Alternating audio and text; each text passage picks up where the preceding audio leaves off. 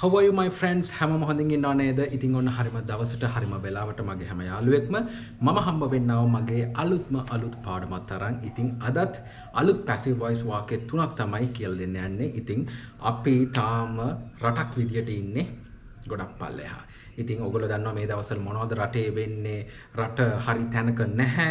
ඉතින් ඒ වගේ කාලෙක තමයි අපි මේ වගේ දේවල් ඉගෙන ගන්න. ඉතින් ඉගෙන ගන්න එක නවත්තන්න බෑ. නමුත් රට ගැනත් හිතන්න ඕනේ. රට තියෙන්නේ ගොඩක් අසරණ තැනක. ඉතින් අපිත් අසරණ වෙලා ඉන්නේ රටක් විදියට, ශ්‍රී ලාංකිකයෝ විදියට හැමෝම අසරණ වෙලා ඉන්නේ. ඉතින් පුළුවන් තරම් ඉක්මනට අපි රට ගොඩ ගන්න ඕනේ. ඒකට හැමෝම එකා වගේ නැගිටින්න ඕනේ. එකමුතු වෙන්න ඕනේ. පක්ෂපාත, ජාති ભેද, ආගම්, කුල හැම දෙයක්ම අමතක කරලා දාන්න. ඔය කිසිම දෙයක් වැඩක් වෙන්නේ නැහැ. අපි හැමෝම මිනිස්සුයෝ, අපි හැමෝම ශ්‍රී ලාංකිකයෝ. ඒ දේ ඔළුවේ තියා ගන්න ඕනේ. ඉතින් අද මම අලුත් වාක්‍ය තුනක් කියලා දෙන්නම්. මීට කලින් කරපු වාක්‍ය හැම දෙයක්ම පොතක පිළිවෙලට ලියාගෙන ප්‍රැක්ටිස් කරන්න. තව කෙනෙක්ට මේව කියලා දෙන්න. තමන් හොඳට ඉගෙනගෙන ඊට පස්සේ තව කෙනෙක්ට කියලා දෙන්න. එතකොට මේ දේවල් හොඳටම ඔළුවට දා ගන්න පුළුවන්. තමන් එදිනදා ඉංග්‍රීසි කතා කරනකොට, ඉංග්‍රීසි ප්‍රැක්ටිස් කරනකොට මේ වාක්‍ය රටා පාවිච්චි කරන්න, මේ පැසිව් වොයිස් කියන දේ පාවිච්චි කරන්න. එතකොට හොඳට ඉංග්‍රීසි කතා කරන්න පුළුවන් වෙනවා දවසක. හැබැයි මුලදී එකපාරට මේව කරන්න බෑ. අද අලුත් යාළුවෙක්, අද අලුත් දරුවෙක්, අලුත් වැඩිහිටියෙක් මේ පාඩමත් එක්ක එකතු වෙනවා නම් මුලින්ම කියන්න ඕනේ මේ පාඩම බලන්න කලින් මේ පාඩමේ මුල්ම පාඩමට යන්න. මේ පැසිව් වොයිස් කියන පාඩම් මාලාවේ මුල්ම පාඩමට යන්න. ඉතින් එහෙම ගියොත් අනිවාර්යයෙන්ම මුලින් ඉගෙන ගන්න පුළුවන්. ඉතින් මේ පාඩම් මාලාව පටන් ගත්තේ මම රට වටේ යන ගමන් මේ පැසිව් වොයිස් ඉගෙන ගනිමු කියලා. නමුත් මේ රටේ තියෙන තත්ත්වෙත් එක්ක අපිට රට වටේ යන්න බෑ. තේරුණාද? ඉතින් තෙල් පොලින් තියෙනවා, එක ප්‍රශ්න තියෙනවා. ඉතින් ඒකින්ද අපිට කොහෙවත් යන්න බෑ මේ දවස්වල. ඉතින් ඒකින්ද අපිට රට වටේ යන්න බෑ. ඒකින්ද මම ගෙදර ඉඳන් අද පාඩම ගේන්න තීරණය කළා. ඉතින් ඔය හැම දෙයක්ම කිව්වේ අද එකතු වෙන හැම යාළුවෙක්ටම. තේරුණාද? ඉතින් එහෙනම් දැන් බලමු මොනවද අද අපිට ඉගෙන ගන්න තියෙන අලුත්ම අලුත් පැසිව් වොයිස් වාක්‍ය තුන කියලා. මේක මේ පැසිව් වොයිස් කියන පැටර්න් එක විතරක් නෙමෙයි, මේක ඉගෙන ගන්න අලුත් වචනක් තියෙනවා. ඒ වචනත් නෝට් කරගන්න. මේ හැම දෙයක්ම ඔයා ඉංග්‍රීසි කතා කරනකොට පාවිච්චි කරන්න. බලමු එහෙනම් මොනවද අද අපිට ඉගෙන ගන්න තියෙන අලුත්ම අලුත් ලස්සන වාක්‍ය තුන කියලා.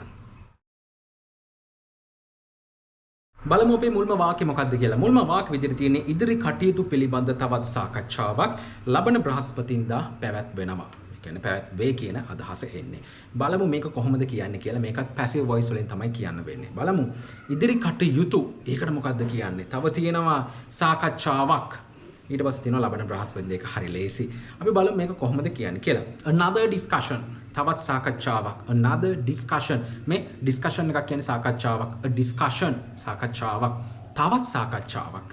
Another discussion. Another discussion on future proceedings. ඉදිරි කටයුතු, ඉදිරි future කටයුතු proceedings වචනිකට ගන්න on future proceedings. Another discussion on future proceedings. ඉදිරි කටයුතු පිළිබඳ තවත් සාකච්ඡාවක්. future proceedings ඉගෙන ගන්න මේ වචනේ, right? Another discussion on future proceedings will be held. The meeting will be held on Monday. ඒ කියන්නේ මොකද්ද? meeting එක මන්ඩේ පවත්වන්න ඉන්නවා. ඒ කියන්නේ පවත්වාවි කියන අදහස, පැවැත්වෙනවා කියන අදහස. A meeting will be held on Monday. සඳුදා මීටින් එක පවත්වනවා කියන එක. දැන් මෙතන තියෙන්නේ තවත් සාකච්ඡාවක් ලබන බ්‍රහස්පතින්දා පවත්වනවලු. Another discussion ඉදිරි කටයුතු පිළිබඳ තවත් සාකච්ඡාවක්. Another discussion on future proceedings will be held. ඉතින් මේක මෙහෙම කියන්න පුළුවන්. බලන්නකො. Another discussion will be held. තවත් සාකච්ඡාවක් පවත්වනවා කියන එක. දැන් මෙතන තව විශේෂ දේවල් ටිකක් ඇඩ් කරලා තියෙනවා. එකතු කරලා තියෙනවා. මොනවද? Another discussion on future proceedings. ඉදිරි කටයුතු පිළිබඳ තවත් සාකච්ඡාවක් ටිකක් දික් කරලා තියෙනවා. අන්න ඒ කියන්නේ තවත් සාකච්ඡාවක් පවත්වනවා කියන එක වෙනුවට තවත් සාකච්ඡාවක් ඉදිරි කටයුතු පිළිබඳ තවත් සාකච්ඡාවක් කියලා දික් කරලා තියෙනවා. මේ තවත් සාකච්ඡාවක් කියන එක තව හඳුන්වලා දීලා තියෙනවා. මොකක්ද කියන එක? ඉදිරි කටයුතු පිළිබඳ. මම මේ වැඩිපුර විස්තර කරන්නේ හැමෝටම තේරෙන්න. නැතුව මේ වීඩියෝ දික් කරන්න ඕනේ, තව ටිකක් වැල් වටාරන් ටිකක් කියන්න ඕනේ. එහෙම දෙයක් නෙමෙයි. හැමෝටම කියලා දෙන්න ඕනේ හින්දා. ඒ කියන්නේ මේ ටික හරියට තේරුම් කරවන්න ඕනේ හින්දා කිසිම ප්‍රශ්නයක් නැතුව තේරුම් කරන්න ඕනේ හින්දා. Tamanට ප්‍රශ්නයක් එයි කියලා හිතන දැන් තව මම විස්තර කරනවා. අන්න ඒකයි ටිකක් දිගට මම මේ එකම දේ කියන්නේ. තේරුණාද? Another discussion on future proceedings will be held. පවත්වනවලු next Thursday ලබන බ්‍රහස්පතින්දා. Another discussion on future proceedings will be held next Thursday. මම හිතනවා ඔක තේරෙන්නේ නැති කියලා. මේ will be නැතුව අපි කිමුකෝ පැවැත්තුවා. ගිය බ්‍රහස්පතින්දා පැවැත්තුවා. කොහොමද කියන්නේ? බලන්න. Another discussion on future proceedings was held. පැවැත්තුවා.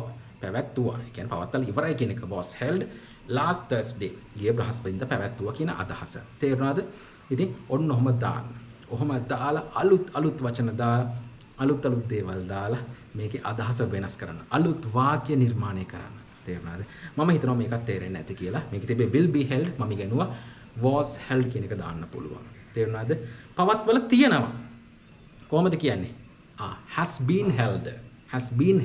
එහෙම දාන්නත් පුළුවන්.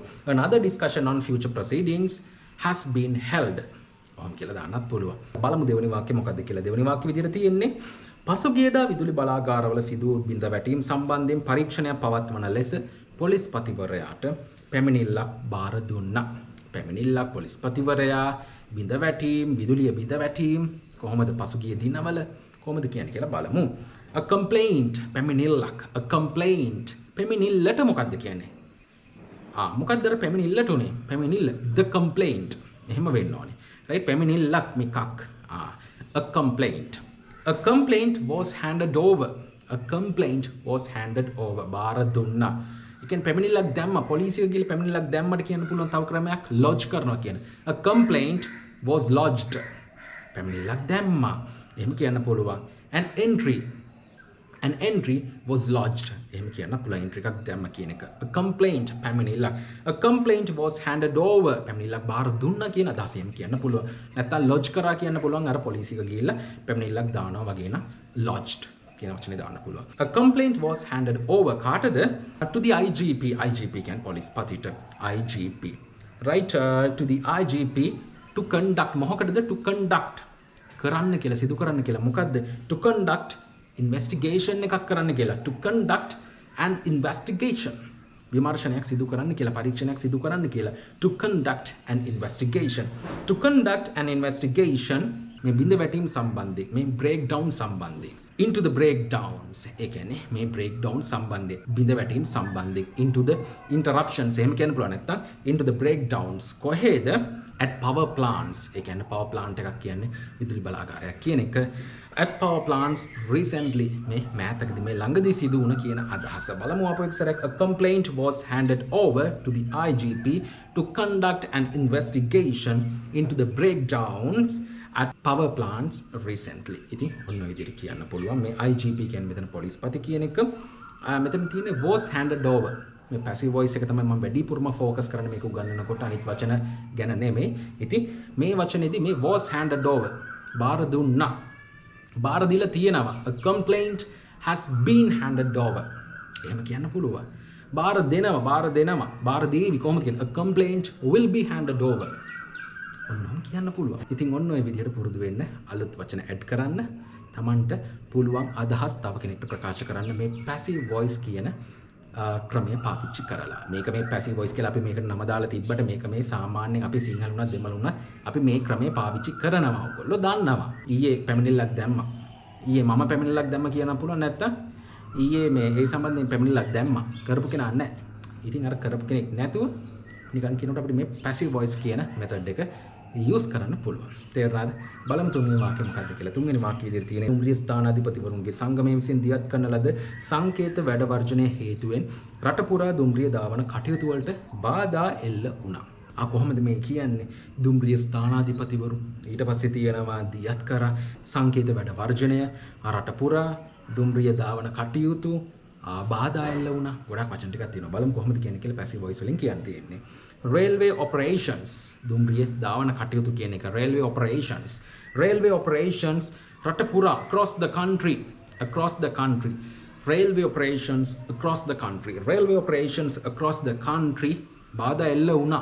ඒ කියන්නේ රට පුරා දිවයින පුරා දුම්රිය දාවන කටයුතු වලට බාධා එල්ල වුණා. දුම්රිය කටයුතු වලට බාධා එල්ල වුණා. කොහොමද කියන්නේ railway operations across the country were hampered. ඔන්නෝක මතක තියාගන්න.